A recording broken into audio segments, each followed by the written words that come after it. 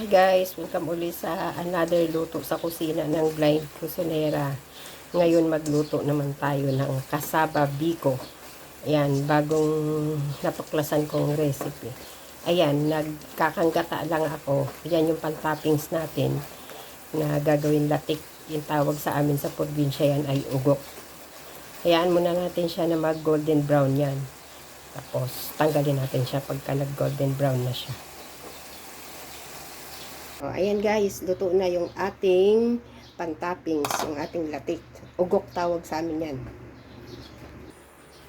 Ayan na guys, mag-start na tayo magluto. Ilagay na natin yung ating gata. Sa 6 cups ng kasaba, na ginadgad ko lang yung kasaba. Tapos 6 cups, tatlong cups ng gata. Ginata ko yung nyog sa 3 cups. Yan, isa lang natin. Pakuluin natin siya. Lagyan natin siya ng 3 cups ng sugar. Balikan natin. Ayan na guys, lagyan natin ng 3 cups ng sugar. Ulitin ko lang yung ingredients natin. 6 cups ng kasaba na ginadgad. Tapos, 3 cups ng water na ginata sa 2 nyog. Tapos, 3 cups ng sugar. Isang kurot ng asin para pang balance siya. Ating asin, isang kurot lang. And then 1 teaspoon ng vanilla extract. Ayan, vanilla extract. Tapos anuhin natin siya na medyo maglatik mamaya mga BFF. Tapos saka natin ilagay yung ating kasaba. Yung process lang niya mga BFF, kagaya lang ordinaryong pagluto ng biko malagkit. Ayan mga BFF, lagyan natin ng 1 cup ng evap milk.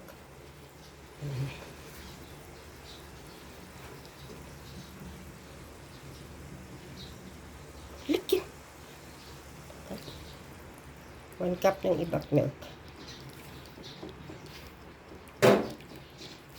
Lagyan ko pa kaya ng wait.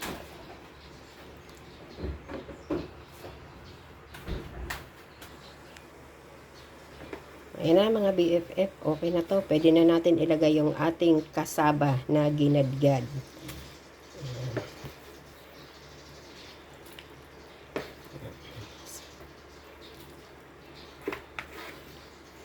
Hanggang hintayin natin siya na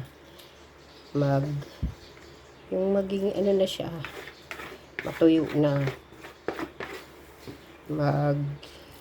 stick ba tawag doon. Hintayin natin siyang kagaya ng usual na biko na niluluto natin. Ganun lang siya mga BFF. Yan, balikan natin siya later.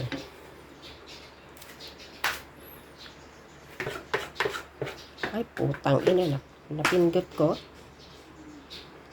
Hindi, naka-on pa. Ay.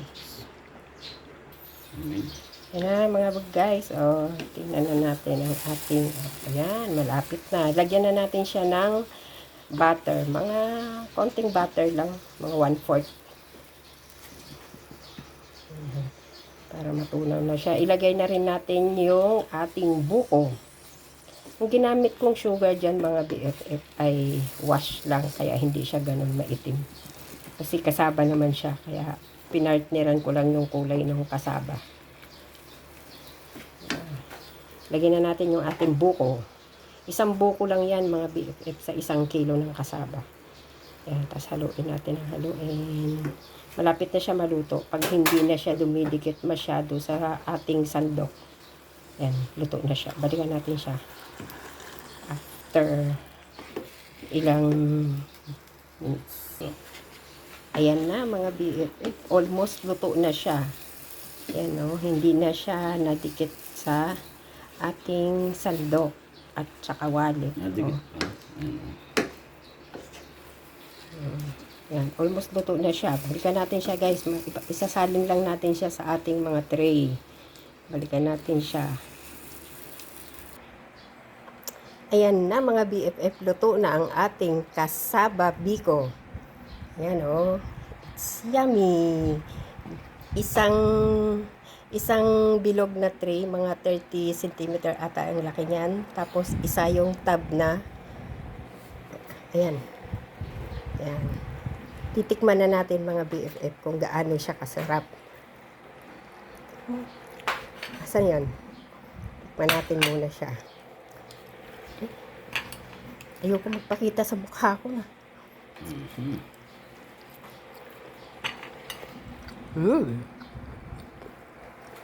Mga guys, ang sarap nga. Sarap siya. Sige na, bye bye guys. See you next luto sa kusina ng Blind Kusinera. Thank you for watching sa aking YouTube channel.